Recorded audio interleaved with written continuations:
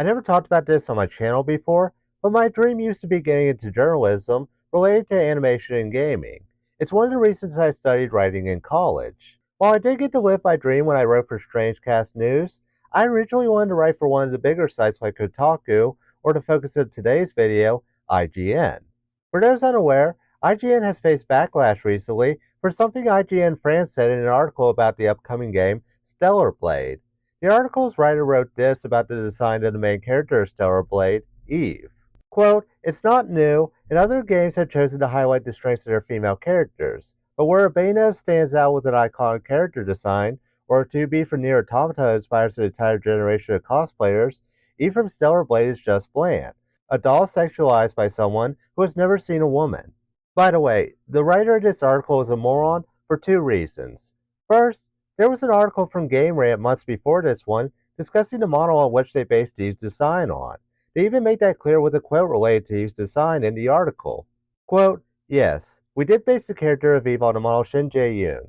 We thought her body shape would be a good reference for the character that we were pursuing, but the face was created originally in-house. It's just the body of the model that we scanned for the game. You would think someone claiming to be a journalist would know to do their homework so they don't look dumb saying that the developers have never seen a woman despite hiring one to model for the main character. Second, why go that far just because you dislike the design? Adding that last line is unnecessary. It makes you look like a bully trying to pick on someone for how they choose to design their characters. Again, you'd expect a journalist to know better than acting like a high school bully, but I guess IGN France isn't a fan of hiring a quality journalist. This article led to many people calling out IGN for publishing it, even though it insulted the developers of this game. This isn't some YouTube comment like the ones calling me a crybaby when I talked about the new Crow movie. This was a major outlet making an article and saying this, and IGN deserved to be called out for it.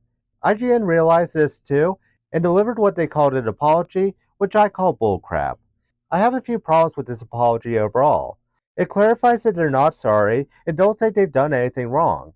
So in this video, I will read their quote-unquote apology and go over my issues with it. Let's start with the first paragraph. Recently, IGN France produced and published a preview of Stellar Blade containing an offensive passage that should have never been kept. The text has now been edited, and here's our official apology to the Shift Up Corporation studio staff. So immediately, I want to point out that they're already admitting this part shouldn't have been in the article, that it's offensive, and that IGN France let it go up on their site. I don't have much more to say about the first paragraph.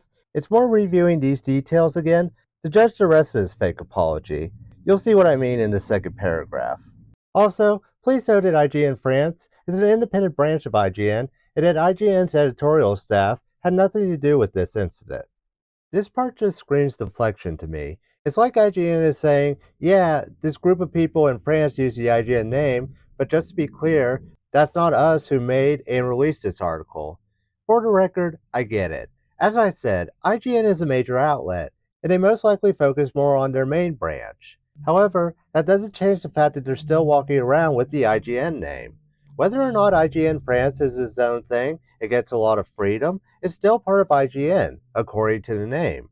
All this tells me is that IGN doesn't care about the quality of their articles, and this could happen again. There's no mention of them saying, we're taking steps to ensure this never happens again, so why would I believe this is only a one-time thing moving forward?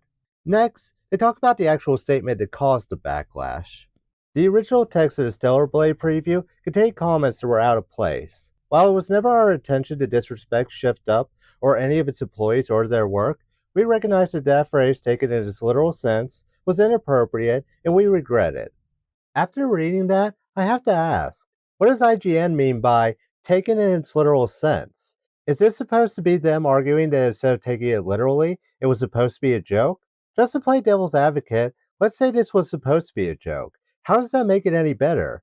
IGN started this fake apology with saying that the comments were offensive and should have never been in the article to begin with. It also sounds idiotic to make it sound like it was only a joke and nothing more.